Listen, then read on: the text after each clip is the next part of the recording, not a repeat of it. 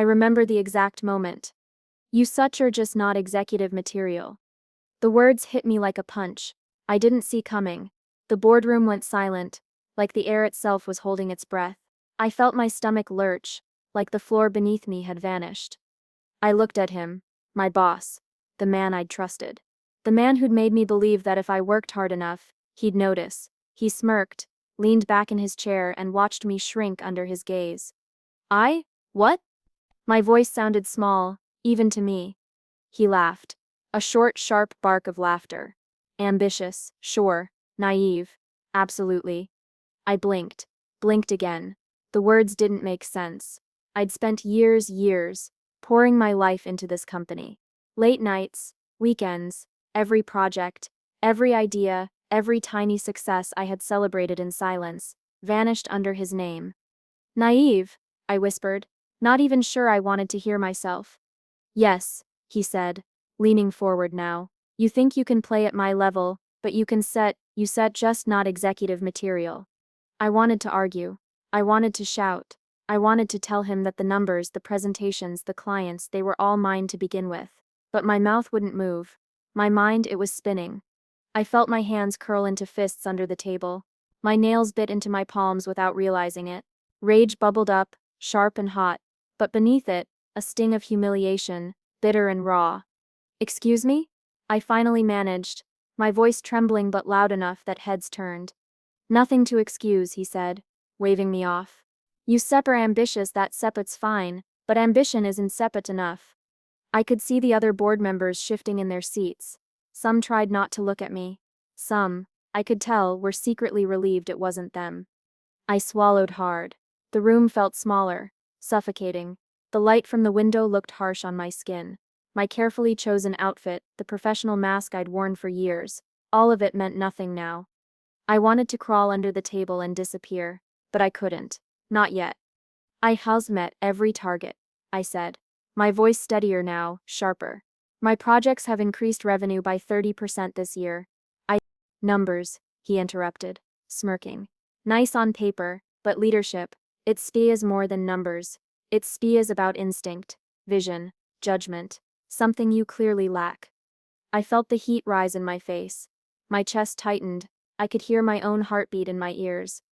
This wasn't just dismissal, it was a declaration. He was telling me flat out that I didn't matter. And you? You're qualified? I blurted, my fingers trembling on the table.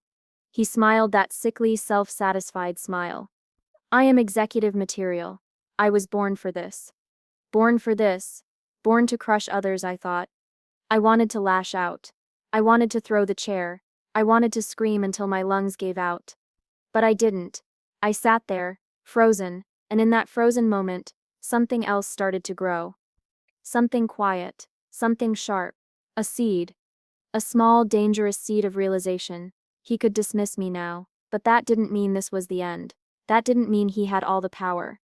I forced a smile. It was thin, it was fake, but it was mine. Thank you for your feedback, I said, voice clipped, controlled. He chuckled. See? Not so naive after all. But inside I was burning. Every late night, every sacrificed weekend, every invisible triumph, it mattered, and it wasn't over. I left the boardroom with my head high, even as my stomach twisted. Alone in the elevator, I pressed my back against the cold metal wall and let the anger seep in. Not the wild, reckless anger of the moment, but the slow, deliberate kind, the kind that waits, the kind that plans. I replayed the smirk on his face, the way he laughed like I was nothing, the way he made me question myself. That day I promised myself something, not out loud, not yet, but I would have my reckoning. And one day, I would sign his paychecks. I walked back to my office like a ghost. Every step felt heavy. Every corridor echo seemed louder than it should. Colleagues passed me, some whispering, some shooting sympathetic glances my way. I caught the looks, sharp and shallow. Hollow, they didn't see me. They didn't hear me. Are you okay? One of them asked. I forced a nod. I stem fine. But I was instead, not even close. I sat at my desk and stared at the screen. Spreadsheets, reports, charts. Everything I had worked on felt meaningless, every idea, every pitch, every late-night sacrifice, flawed, worthless. Like my hands had been tied all along and I just hadn't noticed. A ping from my email made me flinch. A congratulatory note from HR for completing the quarterly report. My fingers hovered over the keyboard. I wanted to delete it, tear it up, throw it against the wall. Ambitious, naive, not executive material. The words repeated in my head like a taunt. I gripped the edge of my desk. My knuckles whitened. What's wrong with me? I muttered, out loud. Empty office. Just me and the hum of the fluorescent lights. Another colleague stopped by. You bounce back. You always do. I looked up. Do I? Her eyes widened. I mean, yes. You stir, strong. Strong. That word didn't feel like a compliment. It felt like pity. I shoved the papers aside. I needed air. I needed clarity. I needed something. Home should have been a refuge. It wasn't. My apartment was quiet. Too quiet. I replayed the conversation in my mind, frame by frame, his smirk, the laughter, the condescending way he leaned back. I been not executive material.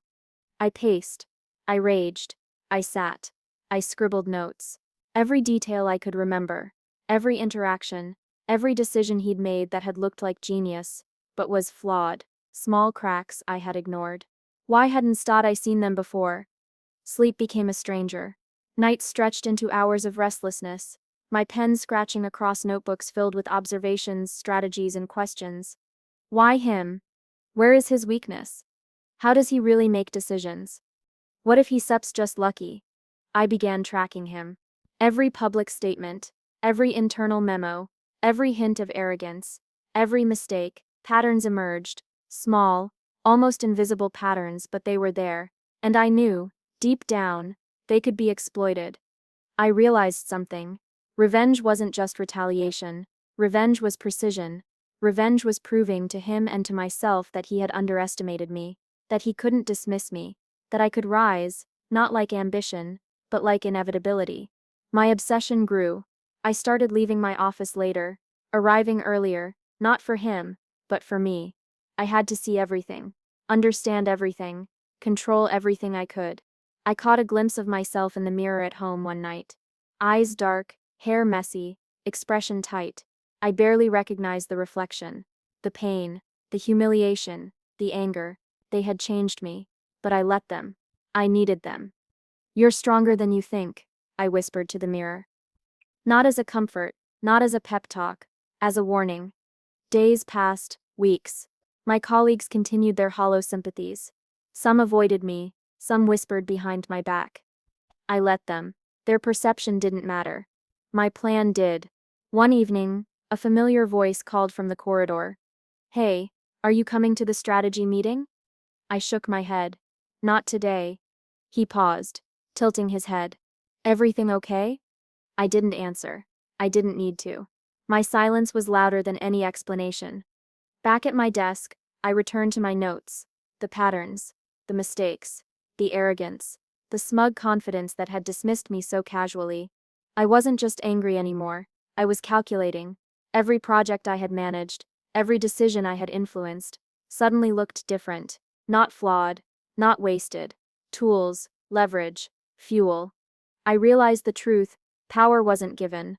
Power was taken, and he had only shown me where the gaps were, how fragile his position really was.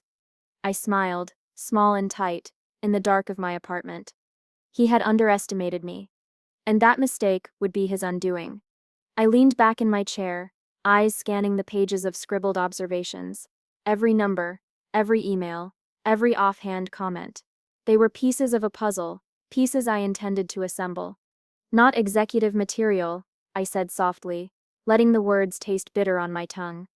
For the first time in days, sleep came easier. Not because I was calm, not because the humiliation had passed, but because now my mind had a direction. A mission, a purpose beyond the sting of betrayal. Revenge wasn't immediate.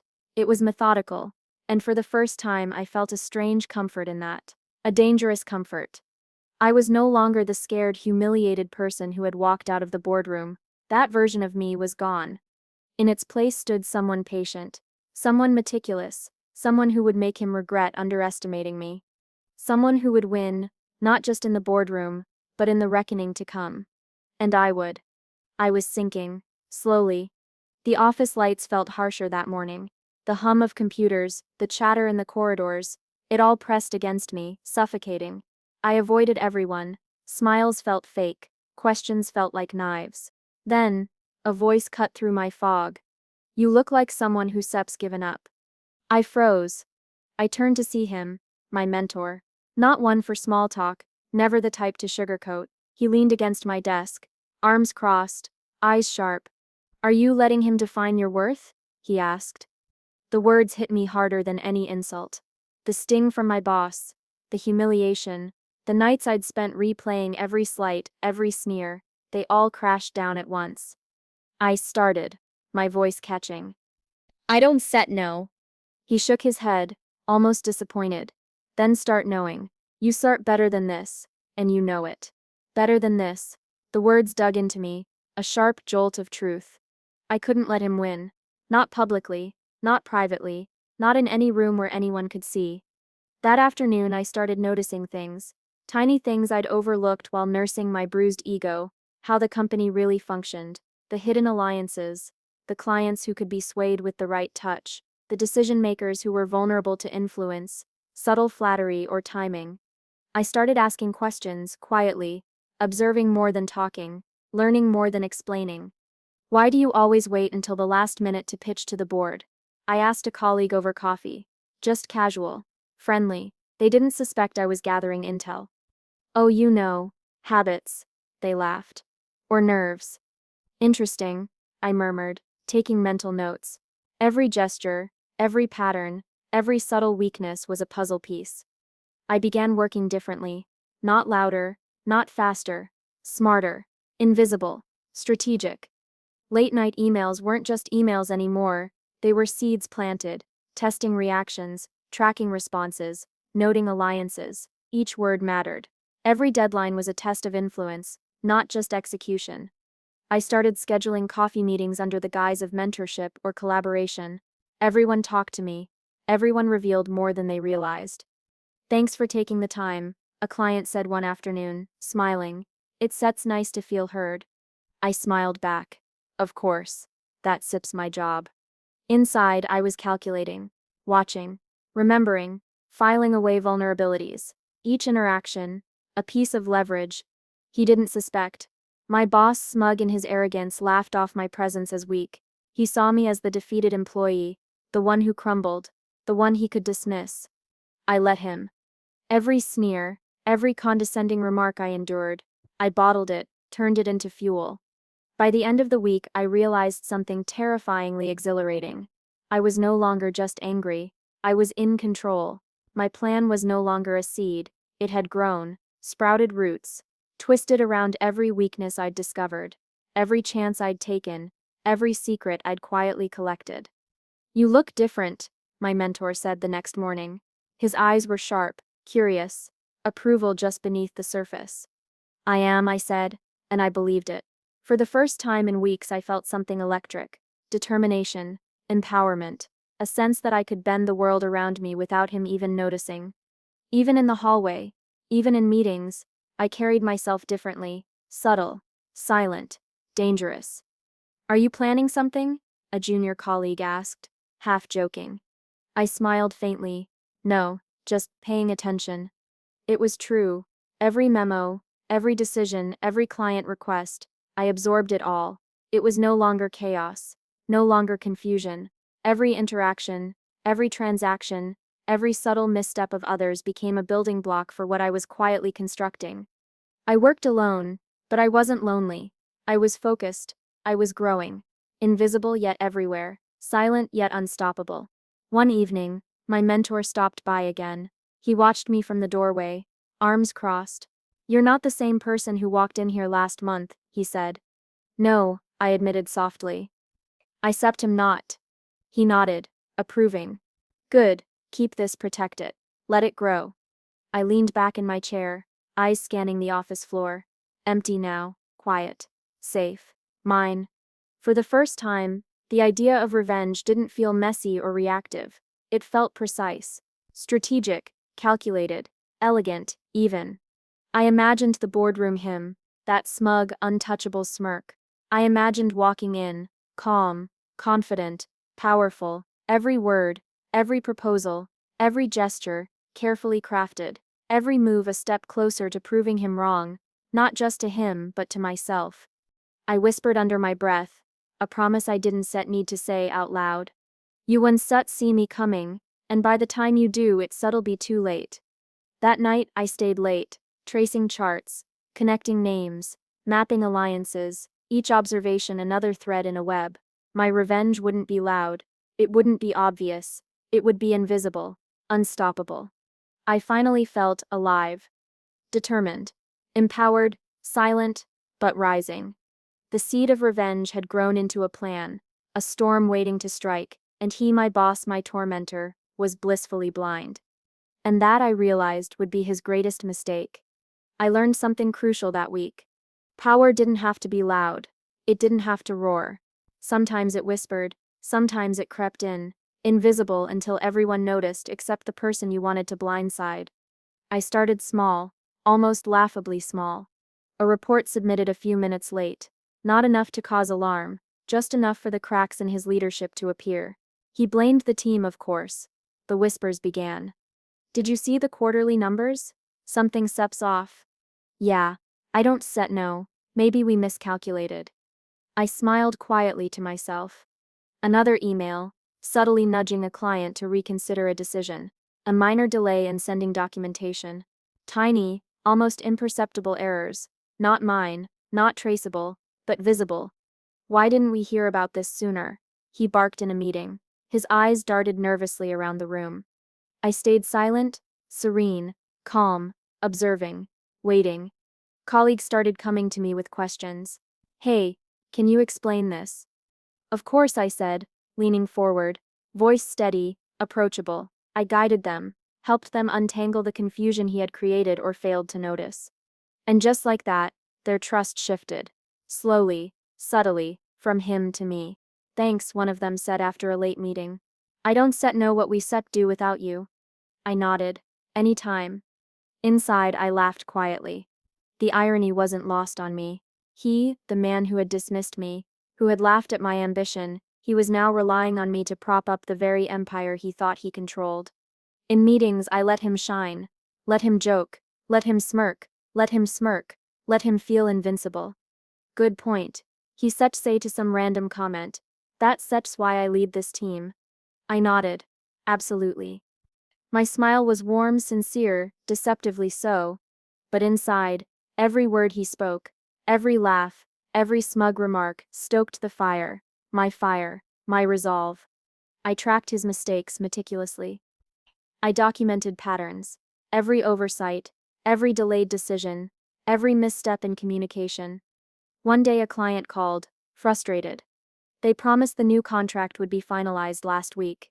What steps going on? I replied calmly. Let me look into it. Within hours, I had the resolution. By the time he arrived at his office, the client was satisfied. My inbox already had praise. He walked by my desk later, smirking. Handling another crisis? I smiled lightly, just keeping things on track. He chuckled, oblivious. By now, I realized revenge wasn't about confrontation. Not yet. It wasn't about yelling or exposing him in a dramatic moment. It was about rewriting the rules without him even noticing. Colleagues came to me first for guidance, for clarification, for reassurance. He was still the face in meetings, the one who laughed, the one who drew attention, but the foundation, the trust, the influence, the loyalty had quietly shifted. A junior team member stopped me in the hallway. Can I ask your advice on something? That's delicate. I nodded. Of course, let's talk.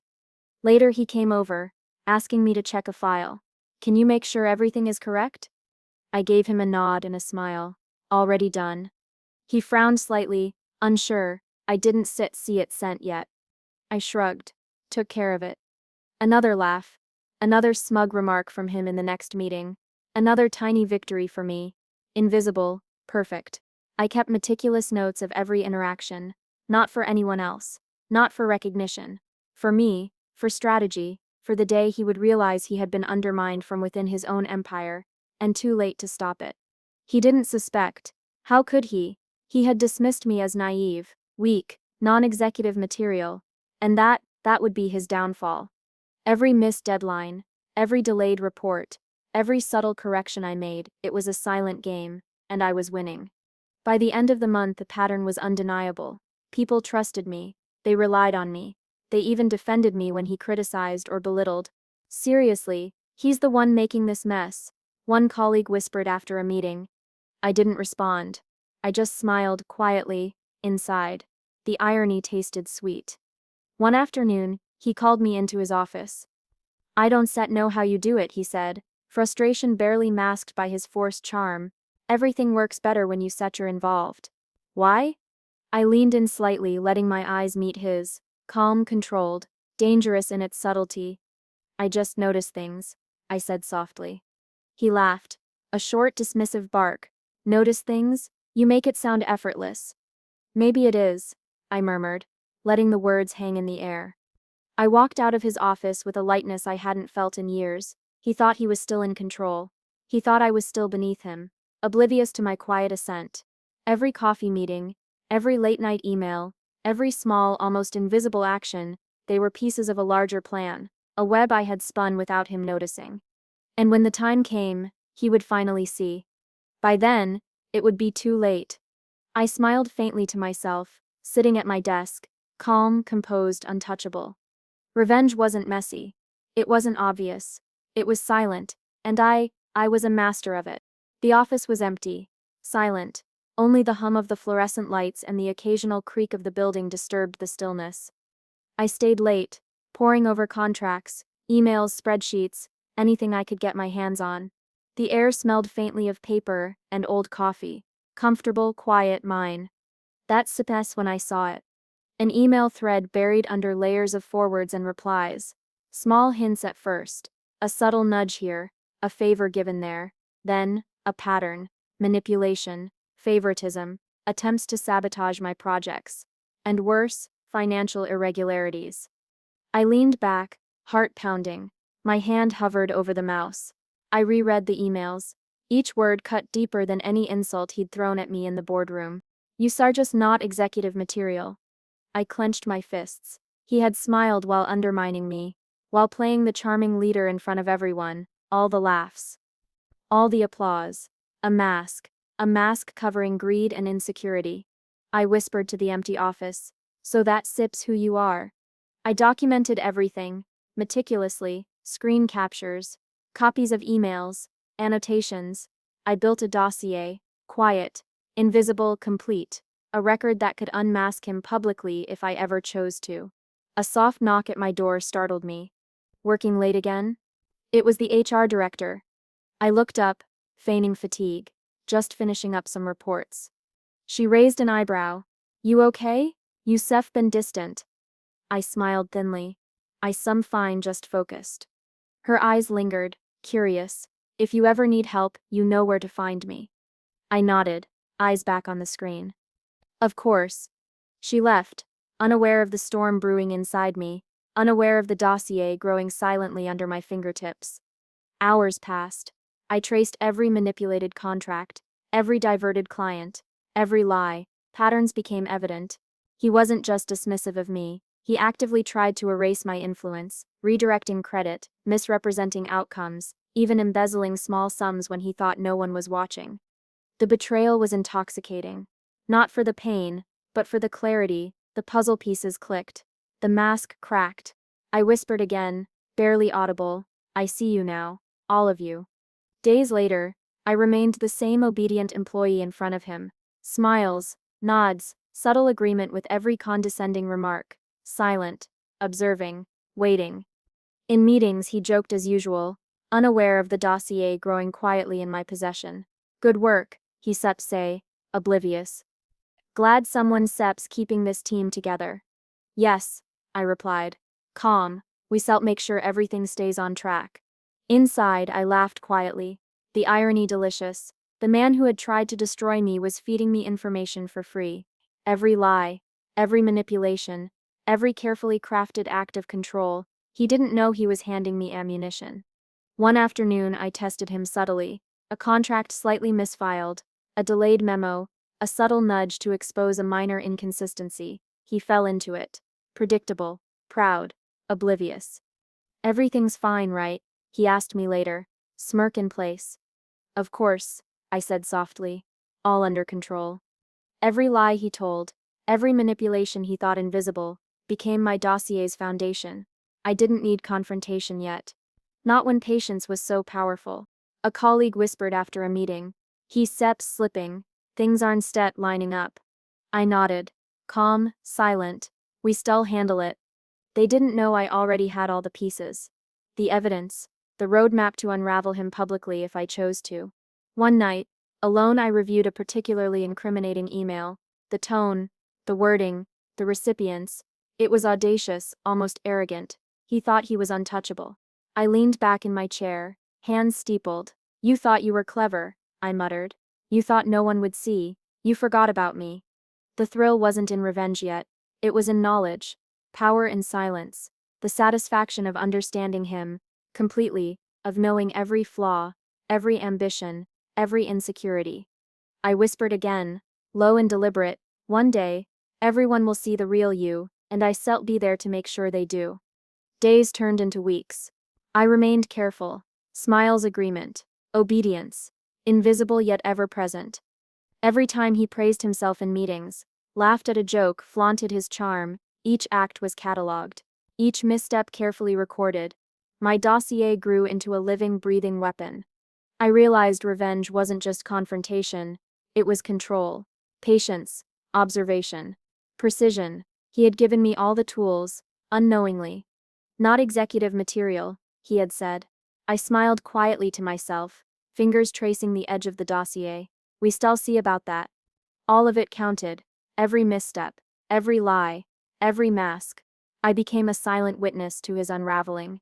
Each day, each email, each decision he thought invisible, strengthened me, empowered me, fueled my resolve.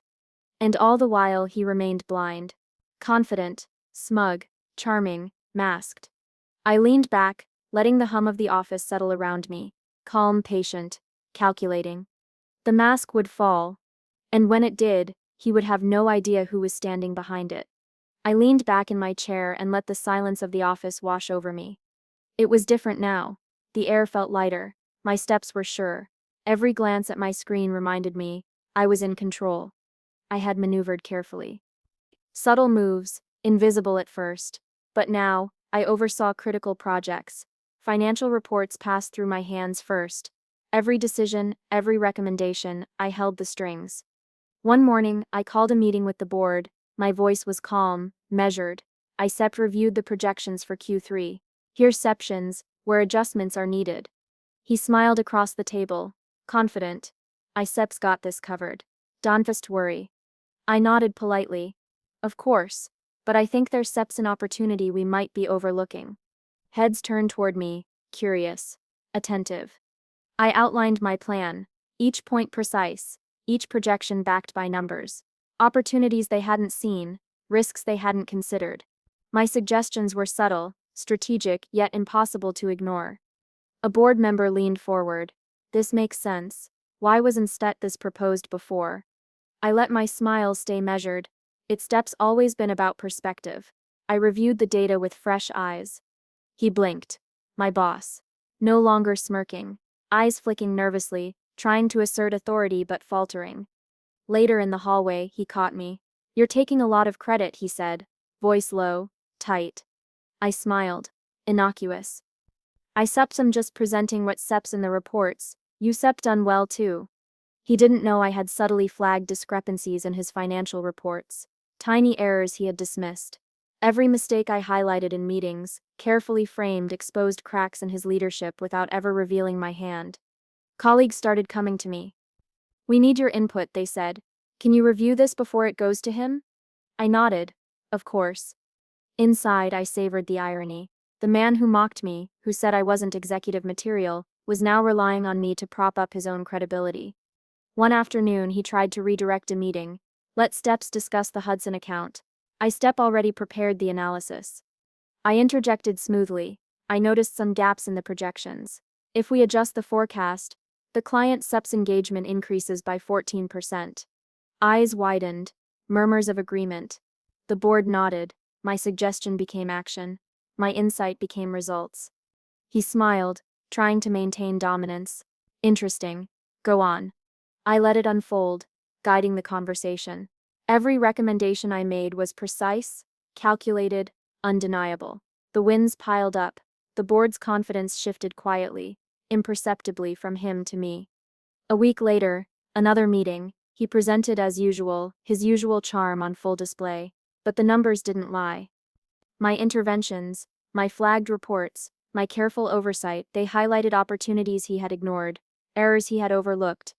A senior board member leaned toward me, whispering, "This is brilliant work, you sir seeing things others can set."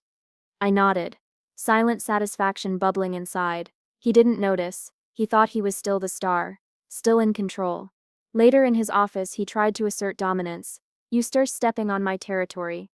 I smiled, calm. "We stud all working toward the same goal, aren't we?" He scoffed, trying to hide frustration. "Don't set forget who leads this team."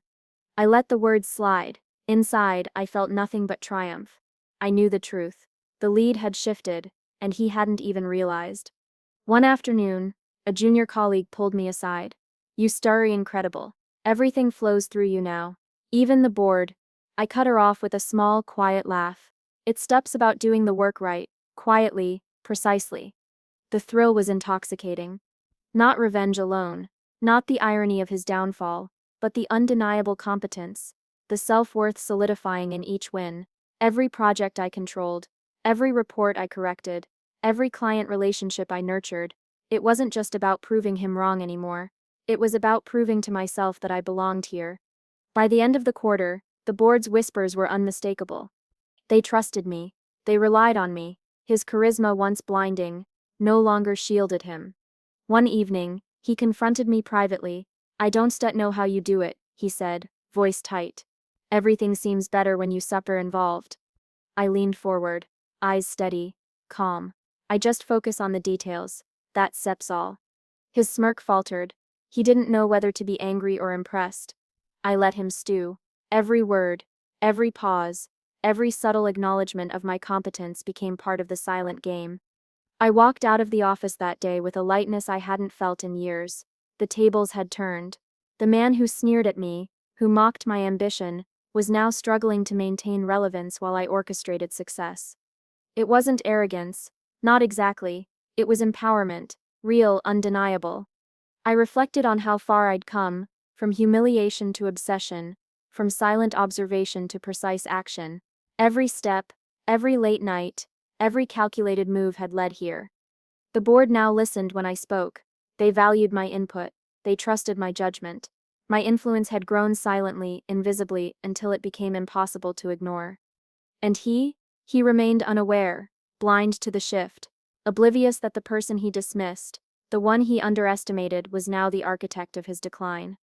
I smiled faintly to myself, sitting at my desk, fingers tracing the edge of a report, calm, patient, victorious. The power was mine. Every win, every acknowledgement, every subtle triumph had solidified something far more important than revenge. It was proof that I belonged, proof that I was undeniable. And the thrill of it, intoxicating. The morning felt different. Not because the sun had changed, or the office smelled new, or anything obvious. It was different because I had changed. I walked past the boardroom with a calm I hadn't felt in years. Everyone turned, acknowledging me with subtle nods. Respect. Recognition. Something I'd been denied, dismissed, underestimated for far too long.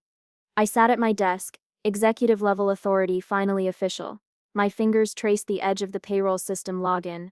The weight of it felt poetic. I could literally sign his checks now. And I did. A knock at the door. "Come in," I said. He walked in, smirk in place, confident as ever, until the door clicked shut behind him. And then he noticed. He stopped. His eyes flicked to my screen, the payroll dashboard, the approvals, the signature line. His smirk wavered, just for a second. What is this?" His voice was tight, uneasy. I didn't answer, I just leaned back, hands folded, eyes calm. Silence. The kind of silence that cuts deeper than any insult. I can explain. His tone tried to assert control, weakly. I let it linger. Silence, watching him unravel in real time. The man who had mocked me, belittled me, dismissed me, suddenly aware of how completely powerless he had become. I can adjust the system, he continued, voice rising slightly. We don't stet need. Dawn set, I said, soft sharp. It's seps already done, you seps are under my oversight now. He blinked. Confusion, panic, pride cracking at the edges. Wait, this isn't stet you can stet. I can, I interrupted, calm as a still lake, and I did. His face reddened, pride turning to desperation. He tried the familiar tactics, charm, manipulation, flattery. You know I've always supported you, he said. I let him speak. Every word he thought would sway me, every half-hearted apology, every attempt to regain control. I watched it fail. I trusted you, he finally said, voice breaking. All those years and this is the consequence of underestimating me, I said softly. No gloating, no theatrics, just truth. He sank into the chair opposite me, silent now, eyes darting, mouth opening, closing, words failing him. The man who had once towered over me now crumbled, slowly, quietly, poetic justice unfolding. I pulled up the latest reports, highlighting my contributions, the corrected projections, the client wins. Every achievement, meticulously documented, impossible to deny. He glanced at them, eyes widening. This is I. Executive level oversight, I said. Everything we discussed, every project I managed, every opportunity I seized, all under my authority now, all visible. He tried again, pleading, desperate. I didn't set mean. I know, I said, voice steady. But it doesn't stet matter. Actions speak louder than words, and yours speak for themselves. The board members had been notified of the transition, and one by one they entered, nodding politely. Recognition, validation, applause barely restrained. I remained seated, calm, letting them witness the shift without fanfare. You've done incredible work, a senior board member said. Vision, resilience, leadership. It's steps undeniable. I nodded, gracious. Thank you. It's been a team effort, of course. My former boss shifted uncomfortably. Every word, every acknowledgement, every subtle nod of approval from the board reinforced his diminished stature. You see, I said quietly, almost to myself, it was instead about confrontation. It was about patience, strategy, consistency, every move calculated, every misstep recorded, every mask unraveled, and finally the truth prevails. He looked at me, eyes wide, disbelief etched deep. You've done all this. I smiled faintly. All this? I just waited. You provided the mistakes, the arrogance, the oversight. I simply responded. Silence fell again, but this time it was different. Not tense, not fearful, balanced, controlled, triumphant in subtlety. I don't know what to say, he muttered. You don't have to say anything, I replied. Actions, results, accountability, they speak for themselves.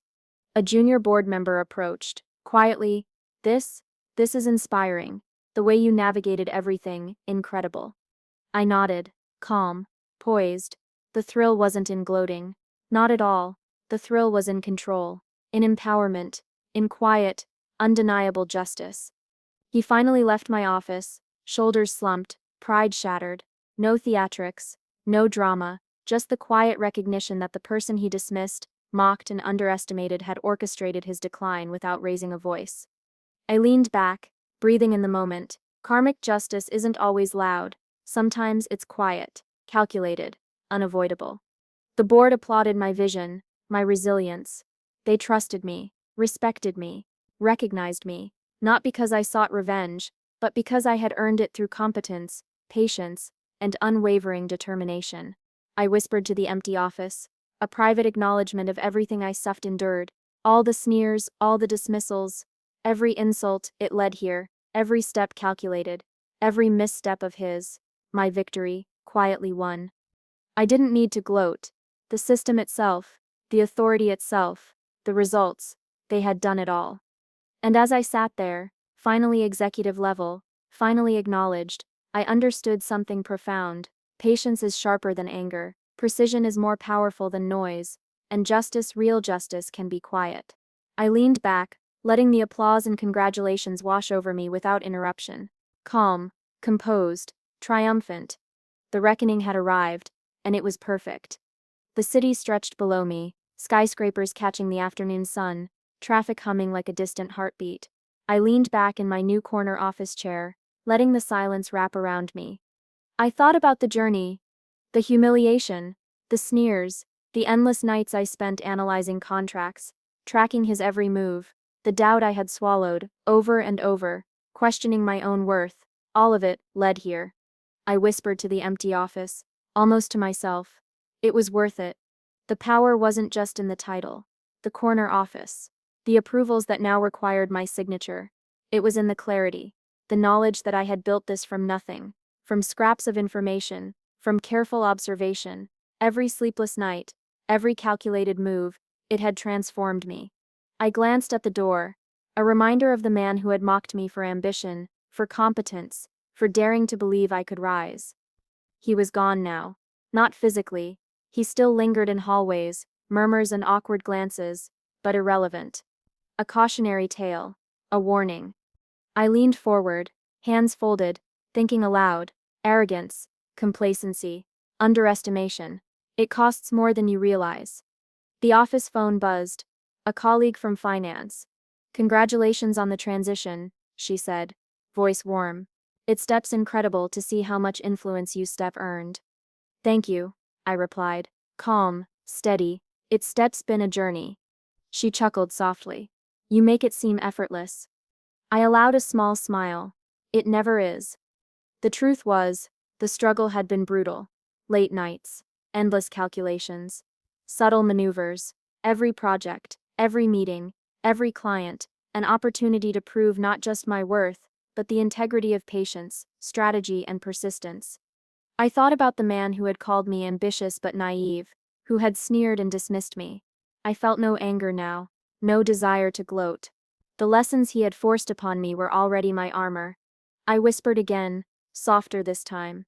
I stum not defined by his dismissal anymore. I stum defined by my persistence, my intelligence, my resilience. I picked up a folder on my desk. My first major project as an executive. The numbers were clean, projections precise. Wins for the company, yes, but also for me. Proof that competence, patience, and strategy matter more than charm or loud confidence. A knock at the door. Come in, I said. No one entered, just the echo of steps fading in the hallway. I smiled faintly. Even my presence alone commanded respect now. Subtle, silent, powerful. I thought about the scars I carried, the nights I doubted myself, the moments I felt invisible. They weren't weaknesses, they were reminders, lessons etched deep. They guided every decision I made now. Every choice carried the weight of experience, insight, and clarity. I poured a cup of coffee, letting the steam curl into the sunlight streaming through the window. I savored the quiet. A thought crossed my mind. Revenge had been the spark, but it had given me something more. Not satisfaction, not arrogance, but power, purpose, peace. I whispered again. I have everything I need, and it isn't just control. It steps clarity. It steps vision. It steps freedom. The office felt alive, not with noise or applause, but with potential. Every corner, every report, every project waiting for my guidance. I had risen not just from humiliation, but from doubt, fear, and underestimation. I thought about the employees who had once whispered behind my back, uncertain of my abilities. They now came to me with questions, suggestions, trust. Confidence in me had replaced the blind faith once given to him. That shift was priceless. I leaned back, closing my eyes for a moment. I could feel the weight of every choice I'd made, the patience, the planning, the observation, every strategy executed flawlessly, every subtle move unnoticed by him but seen by the board. Every decision had led me here, to this office, to this clarity. A quiet laugh escaped me. Not a laugh of triumph, not gloating, just a soft acknowledgement of how far I'd come. I said aloud, more to myself than anyone else, I didn't just get revenge. I became the person I was meant to be. The horizon shifted from gold to amber. The city continued its relentless hum, unaware of the quiet storm that had passed through its offices. I had learned to harness storms, to navigate chaos, to rise above shadows. I traced the edge of the desk, fingers lingering on the smooth surface. Every scar, every sleepless night, every calculation, they had shaped me, made me stronger, made me unstoppable in ways I hadn't imagined. I opened my laptop, reviewing the upcoming projects, my strategies, my oversight, my influence. They were no longer invisible. Every plan carried my imprint. Every decision reflected the lessons of the past.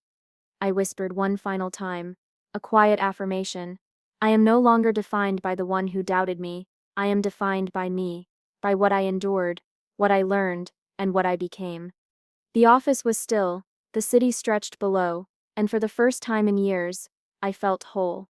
I had risen from the ashes, and this time nothing could touch me.